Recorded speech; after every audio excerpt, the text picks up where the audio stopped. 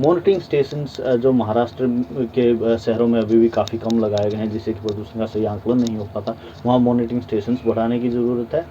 जो transparency in terms of usage of fund, पैसा कहाँ प्रयोग किया जा रहा है, कितना आया है, उसको किस एक्शन के लिए यूज किया गया है। नेशनल क्लीन एयर प्रोग्राम 2019 जनवरी में लागू किया गया था और ये भारत का ऐसा पहला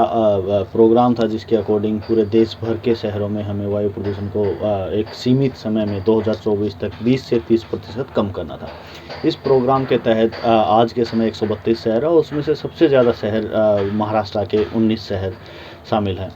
अगर हम बात करें कि इन 19 शहरों में क्या प्रोग्रेस हुआ है पिछले 3 सालों में, क्या हम नेशनल क्लीन एयर प्रोग्राम के ऊपर खरे उतरे हैं या नहीं उतरे हैं, उसका आकलन करने के लिए अगर हम सिर्फ आंकड़ों को 2017 के कंपेरेटिवली, जो कि बेस ईयर इस प्रोग्राम में लिया गया था, कंपेयर करते हैं, तो क्योंकि पिछले 2 साल कोविड-19 महामारी के कारण बहुत ही अनयूजुअल ईयर्स रहे हैं, तो वो शायद सही नहीं होगा और इसी वजह से हम लोगों ने जो centre for research on energy and clean air में जो नेशनल क्लीन एयर प्रोग्राम के अंतर्गत जो मानक थे, जो इंडिकेटर्स थे, उनकी प्रोग्रेस को चेक किया और हमने पाया कि महाराष्ट्र के लगभग सभी शहरों ने जो नेशनल क्लीन एयर प्रोग्राम के अंतर्गत city level clean action plan बनाए थे वो बना चुके हैं। लेकिन जो और स्टडीज़ करनी थी, चाहे वो सोर्स अपोर्समेंट स्टडी हो, चाहे वो इमिशन इन्वेंट्री बनाना हो या फिर स्टेट लेवल एक्शन प्लान बनाना हो, वो महाराष्ट्र में आज तक नहीं बन पाया है। इसके साथ साथ जो अलग अलग शहरों को कैरिंग कैपेसिटी स्टडीज़ करनी थी, जिसके माध्यम से हमें ये पता लगता है कि किसी भी शहर में कितना पोल्यूशन और इमिशन किया जा सकता है, जिसको कि हवा और मेट्रोलॉजिकल फैक्टर्स डाइल्यूट कर देंगे और हवा को सांस लेने के लिए हानिकारक सतह से ऊपर नहीं जाने देंगे। उसको कैरिंग कैपेसिटी स्टडी कहते हैं। वैसी स्टडीज़ भी आज तक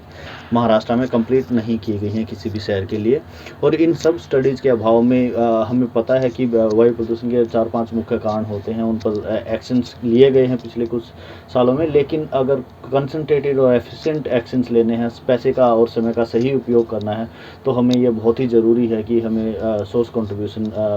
बहुत साफ़ तरीके से पता हो और उसके ऊपर एक्शंस लिए जा सकें। इसलिए ये बहुत ही ज़्यादा ज़रूरी है कि हम उन सारी स्टडीज़ को, उन सारे प्लान्स को पूरा करें जो हमने 2019 में सोचा था कि हम बनाएंगे।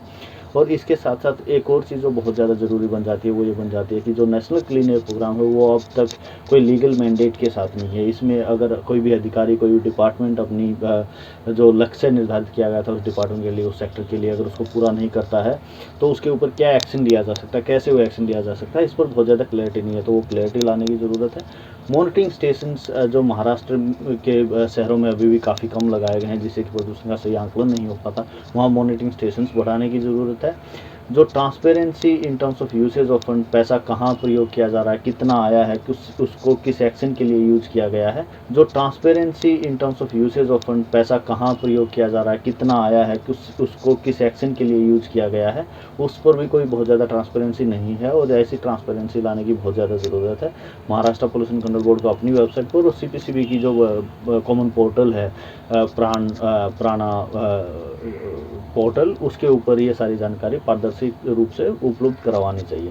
इसके साथ साथ जो नेशनल क्लीन एयर प्रोग्राम के अंदर जो अलग अलग कमेटीज़ बनाई गई थी सिटी लेवल के ऊपर, स्टेट लेवल में और नेशनल लेवल पे, उन कमेटीज़ की कितनी मीटिंग्स हुई है, उनमें क्या डिस्कशंस हुआ है, उनका क्या फॉलोअप किया गया, उसकी जानकारी भी पब्लिक डोमेन में उपलब्ध नहीं है। तो इसलिए वो जानकारी भी प्राणा पोर्टल के माध्यम से और महाराष्ट्र पोल्यूशन कंट्रोल बोर्ड अपनी वेबसाइट के माध्यम से भी लोगों तक ले जाने के लिए कदम उठाने चाहिए। अब इन सब बातों से एक बहुत ही साफ़ तरीके से नज़र आता है कि ना तो हम पूर्ण तरीके से साइंटिफिक आंकलन कर पाए हैं बहुत सारी चीज़ों का, ना हम पारदर्शिता ला पाए हैं, ना हम लोगों ने मॉनिटरिंग स्टेशंस की क्षमता बढ़ाई है और ना ही हमने जो इंस्टीट्यूशनल मैकेनिज्म बनाया गया था नेशनल क्लीन एयर प्रोग्राम के अंतर्गत, चाहे वो सिटी लेवल पे, स्टेट लेवल पे या नेशनल लेवल पे, उसके एक्शंस में बहुत ज़्यादा ट्रांसपेरेंसी और अकाउंटेबिलिटी नहीं है। तो इसलिए ये बहुत ही ज़्यादा ज़रूरी है कि हम अपने एक्शंस को और एग्रेसिव बनाएं, हम अपने एक्शंस में ट्रांसपेरेंसी लेकर के आएँ, हम अपनी एजेंसीज़ को अकाउंटेबल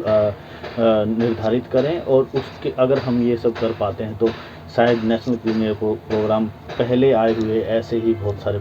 प्लान्स और प्रोग्राम्स की तरह एक कागज़ का शेर बनकर नहीं रह जाएगा और इससे हम आने वाले समय में डेफिनेट एयर क्वालिटी इंप्रूवमेंट्स